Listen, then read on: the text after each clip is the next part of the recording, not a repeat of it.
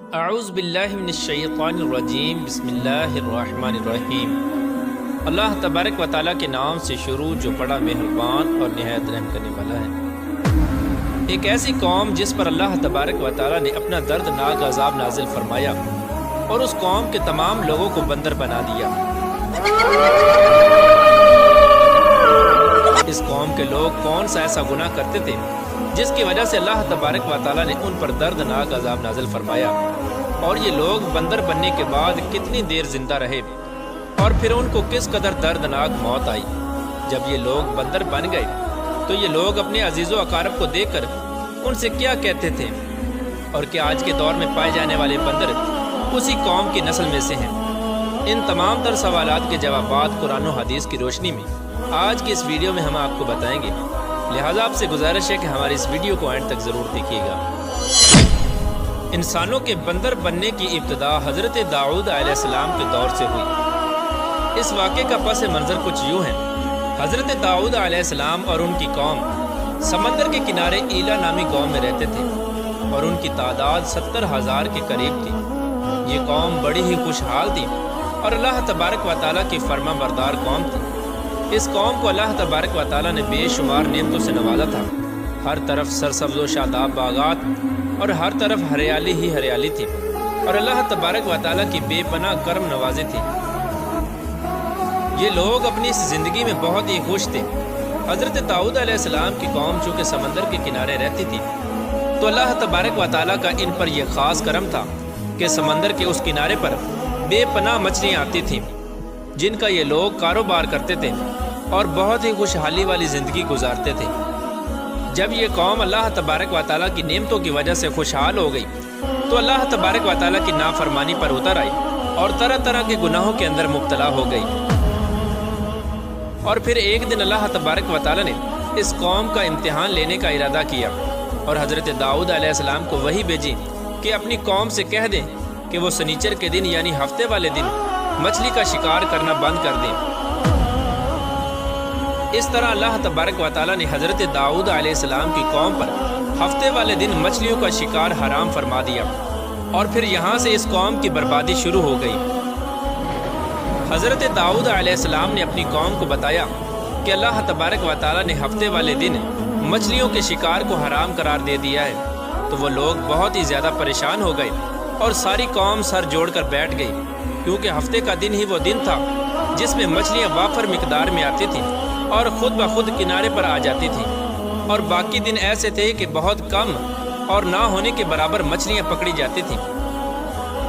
اس قوم کا گزر بسر چونکہ مچھلیوں کے شکار پر تھا، اس وجہ سے اللہ تبارک و تعالیٰ کا یہ حکم سن کر یہ قوم پریشان ہو گئی۔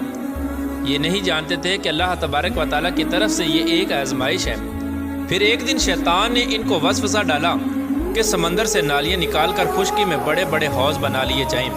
جب ہفتے والے دن مچھلیاں آئیں گی تو وہ نالیوں سے ہو کر ان بڑے بڑے حوضوں میں آ جائیں گی، اور اس طرح پھر ان نالیوں کا منہ بند کر دیا جائے، اور پھر اگلے دن یعنی اتوار والے دن ان کو پکڑ لیا جائے۔ شیطان نے اس قوم کے لوگوں کو برگلایا کہ اس طرح ہم ہفتے والے دن شکار سے بھی بچ جائیں گے اور مچھلیاں بھی ہاتھ آ جائیں گی اور وہ بھی پکڑی جائیں گی۔ بہت سے لوگوں کو یہ ہلا بازی اچھی لگی اور انہوں نے ایسا کرنا شروع کر دیا اور سمندر سے چھوٹی چھوٹی نالیاں نکال کر بڑے بڑے حوضوں میں ڈال دی، جس کے ذریعے وافر مقدار میں مچھلیاں ان حوضوں میں داخل ہو جاتی۔ اس قوم کے بدبخت لوگوں کو شیطان کا یہ ہیلا بہت پسند آیا، لیکن اس قوم نے یہ نہ سوچا کہ جب مچھلیاں سمندر سے حوض میں آ کر قید ہو گئی تو پھر مچھلیوں کا شکار ہی ہو گیا۔ اس لیے یہ شکار بھی ہفتے والے دن ہی قرار پایا جو اللہ تبارک و تعالیٰ نے حرام قرار دیا تھا۔ اس موقع پر یہودیوں کے 3 گروہ ہو گئے۔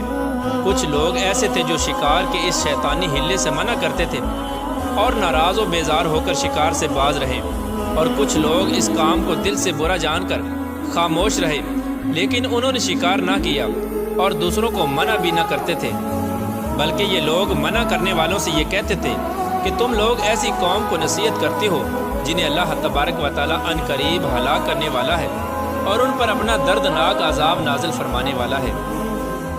اور اس قوم کے کچھ لوگ ایسے تھے جو سرکش اور نافرمان لوگ تھے، جنہوں نے اللہ تبارک و تعالیٰ کے حکم کی اعلانیہ مخالفت کی اور شیطان کے ہیلے بازی کو مان کر ہفتے والے دن شکار کرنے لگے۔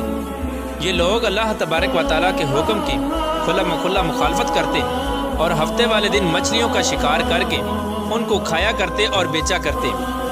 پیارے دوستو، حضرت داؤد علیہ السلام کی قوم کے 1200 ایسے نافرمان افراد تھے جو منع کرنے کے باوجود بھی ہفتے کو ان نالیوں کے ذریعے شکار کرتے رہے۔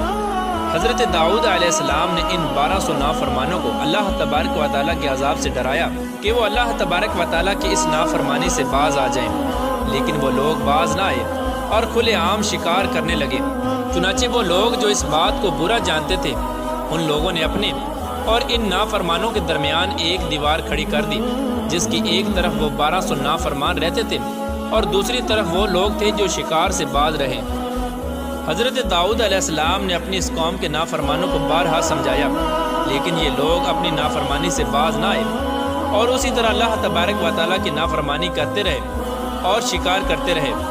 پھر ایک دن حضرت داؤد علیہ السلام نے غضبناک ہو کر شکار کرنے والوں پر لعنت فرما دی۔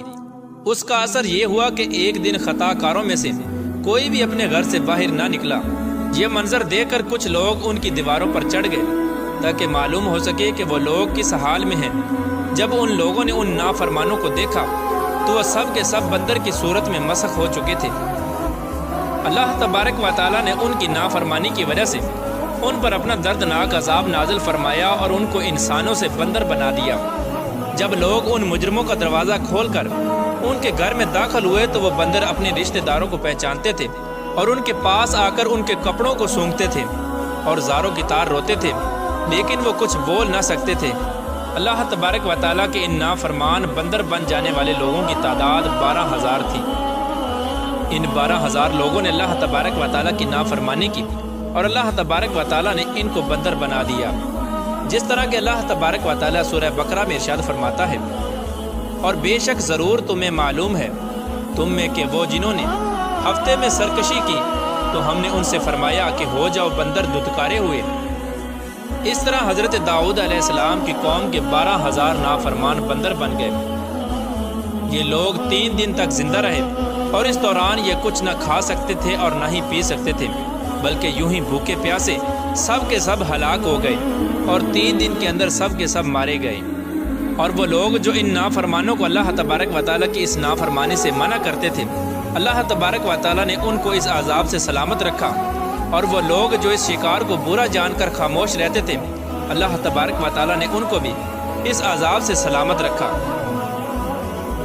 پیارے دوستو، اب بات کرتے ہیں کہ آج کے دور کے بندروں میں سے کیا کوئی بندر ان کی نسل میں سے بھی موجود ہے، یا آج کے دور میں پائے جانے والے بندر انہی بندروں کی نسل میں سے ہیں؟ اس کے متعلق روایات میں آتا ہے کہ حضرت عبداللہ بن مسعود رضی اللہ تعالیٰ عنہ سے روایت ہے کہ حضور پاک صلی اللہ تعالیٰ علیہ وآلہ وسلم سے کسی نے سوال کیا کہ آج کے بندر کیا حضرت داؤد علیہ السلام کی قوم سے ہیں؟